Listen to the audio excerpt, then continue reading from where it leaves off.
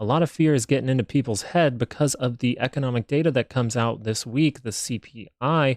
But am I crazy for looking at the seasonality and the charts and thinking that something wild could happen? As we bounce back over to the economic data, we can see the core inflation rate month over month is seen as coming in pretty even. And then the inflation rate month over month looks like it might tick up. The inflation rate year over year looks like it might tick up, but the core inflation rate year over year might actually come down.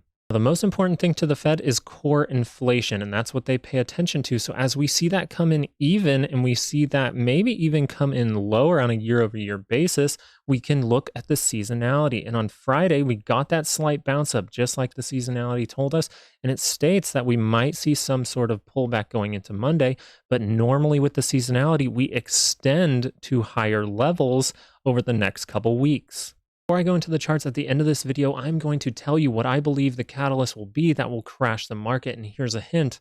I don't think it'll be the CPI.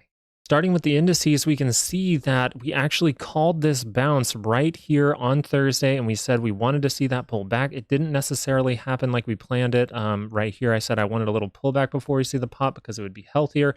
But we actually saw that extension to the upside, which got me a little worried that we could see a bigger pullback. Thing on my Friday video, we have to decide is this forming a higher low, or is this going to go down and find some more buyers and give us some kind of divergence?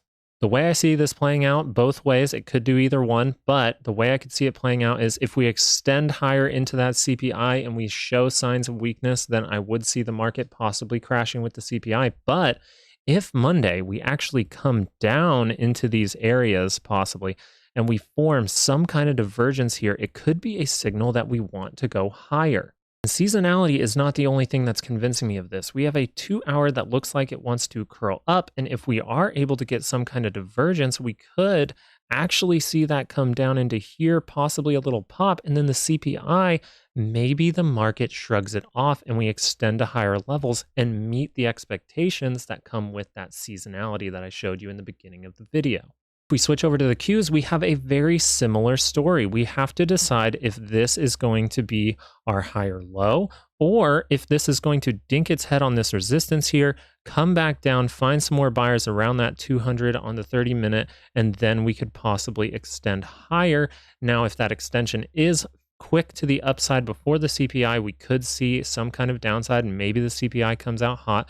Very important to pay attention to the data that comes out. But if it comes in tame or even a little less on the core inflation side of things, we could see the market shrug this off, and we could actually see an extension to higher levels, possibly to fill the gaps from previous times and turn this 2-hour around. And if this 2-hour turns around, say we come down into here by the CPI and then we pop higher, we actually could go up into these levels, and we actually could extend up even higher according to the seasonality.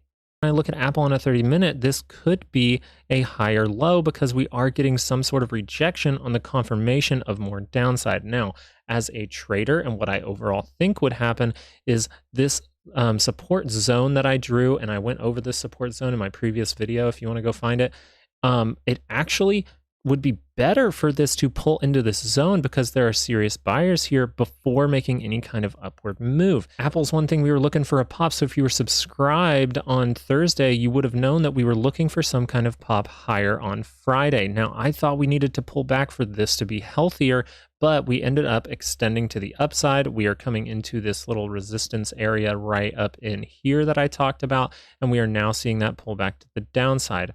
Now we have to decide if that's going to be a higher low, but I truly believe as a trader, I would like to see this dip down into my previous support zone because there are serious buyers here before making any kind of extension up into the upside. Tesla is something that we've started to cover over the past week or so, and if you want to go and look at those videos, we called this upward move, except we didn't think it would get out of this range. So the fact that it got out of this range, this could be a fake out, but it also could be a sign that people are starting to want Tesla to go higher. Now, what I would like to see one more time as a trader is this to come down into this consolidation, this little trend line here, and then we burst higher, possibly get a retest, and then extend higher, possibly with a lower CPI reading. Overall on Tesla, if we do get a more tame CPI or the market just shrugs off the CPI, even if the numbers are bad, and we do go find these buyers, I do think this full measured move up to 270 could play out. But since I said this could go on for a week or two, I actually could see Tesla possibly going up to the gap resistance or even the gap fill before the next catalyst that I'm going to talk about at the end of this video. Stuttering. Last thing I wanted to touch on before I give you what I believe will be the catalyst that really shakes up this market is the VIX. And we actually called this touching right up in here. We were a little surprised by this move, but I believe it's a good sign that volatility is going to come back into this market very quickly, very soon. But if you were watching this video back on Thursday night, we actually called that this came all the way down into here and will possibly get a bounce up and then come one more time down before we see some serious volatility enter back into the market. And that is around that CPI. So the CPI could be the thing that actually does shake up the market, really pushes us to lower levels. But right now with the seasonality, I'm seeing something a little different.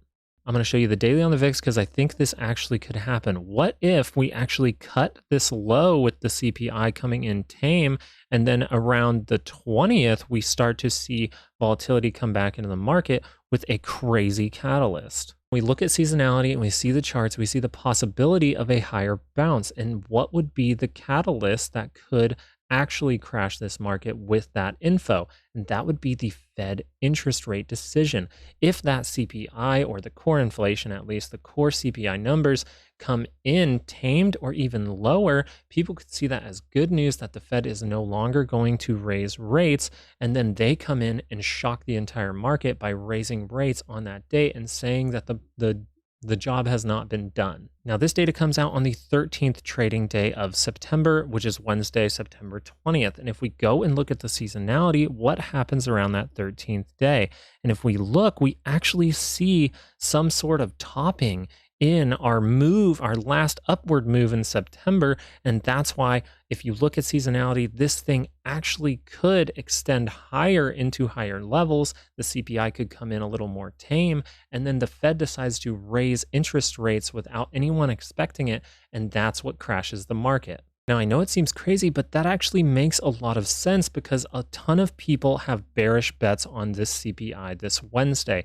So what would market makers want to do to at least screw over as many people as possible, which is what the stock market is designed to do, especially in a bear market? So I do believe that this thing could extend higher, which would convince people that, oh, this thing is not going to go down. We're not going to raise more rates. So then people get a bunch of calls. They get sucked into FOMO. And then we could see that stock market crash of 2023 right in line with seasonality.